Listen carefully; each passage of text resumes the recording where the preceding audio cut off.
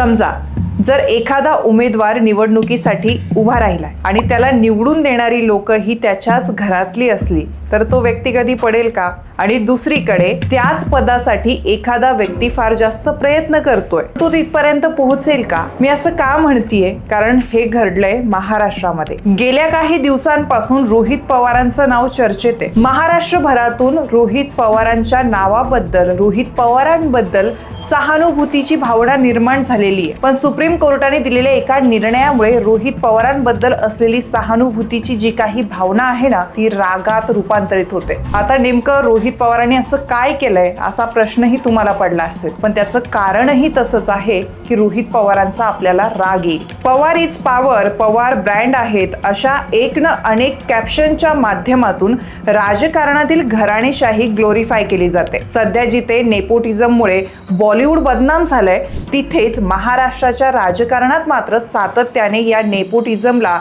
घराणेशाहीला वेळोवेळी ग्लोरीफाय केलं जातं आणि ते आपल्यावर लादलं पण जातं. तर दुसरीकडे आपलं हेच तथाकथित वर्चस्व टिकवण्यासाठी राजकारणी अनेक उलटसुलट गोष्टी करतात. पण सध्या अशीच एक गोष्ट सत्ता टिकवण्यासाठी करण्यात आली आहे आणि जी गोष्ट बेकायदेशीर आहे असंही समोर आलं आहे. आणि ती गोष्ट कोणी केली आहे तर ती एका अशा राजकारण्याने केली आहे ज्याचं नाव आहे रोहित पवार. आता रोहित पवारांनी नेमकं काय केलंय की एकीकडे सहानुभूती निर्माण झालेली असताना अचानक त्यांचा राग यायला लागलाय, ते आपण सविस्तर पाहू. रोहित पवारांनी महाराष्ट्र क्रिकेट असोसिएशनची सत्ता टिकवण्यासाठी मनमानी पद्धतीने संघटनेची सदस्य संख्या वाढवल्याचा आरोप भारताचे माजी क्रिकेटपटू केदार जाधव यांनी केला. केदार जाधव हे महाराष्ट्र क्रिकेट असोसिएशनचे सदस्य असून भारतीय जनता पक्षाचे पदाधिकारी देखील आहेत. रोहित पवारांनी आपल्या बाजूने मतदान व्हावं यासाठी MCA ची सदस्य संख्या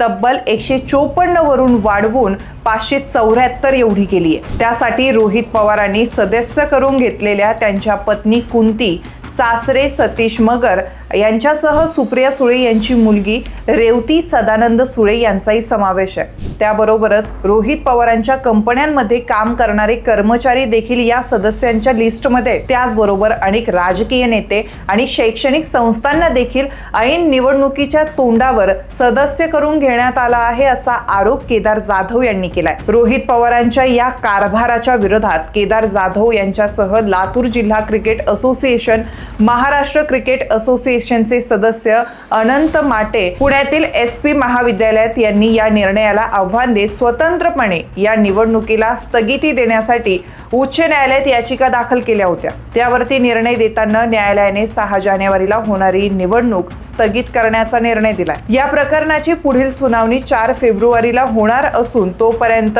MCAच्या निवडणूक प्रक्रियेला स्थगिती देण्यात आली होती. त्यानंतर रोहित पवार यांनी सुप्रीम कोर्टात धाव घेतली होती.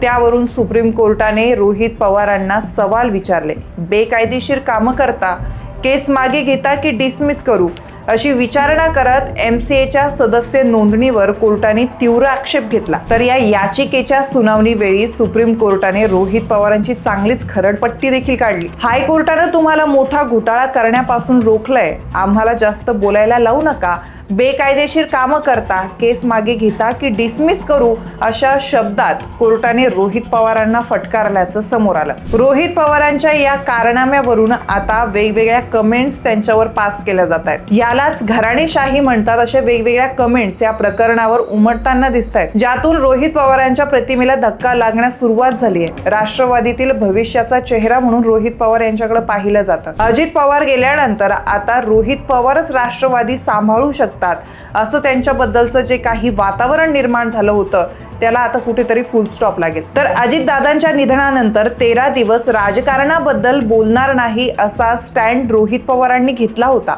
सोबतच या काळात त्यांनी विमान अपघातात जीव गमावणाऱ्या इतर लोकांच्या कुटुंबियांची सुद्धा सांत्वनपर भेट घेतली होती, ज्याचं कौतुक होताना दिसतंय. पण सुप्रीम कोर्टाचा हा निर्णय समोर आल्यानंतर आता रोहित पवारांवर मोठ्या प्रमाणात टीका होताना दिसतेय. घराणेशाही, सत्ता टिकवण्यासाठी केले जाणारे चुकीचे उद्योग असे अनेक टॅग्स आता लावले जात आहेत. परिणामी त्यांच्या अडचणी वाढल्या आहेत. आता या सगळ्या गोष्टी अचानक समोर कसं काय आल्या तर त्याच्या मागची बरीचशी कारणं आहेत. बऱ्याचशा शंका या उत्पन्न होत आहेत.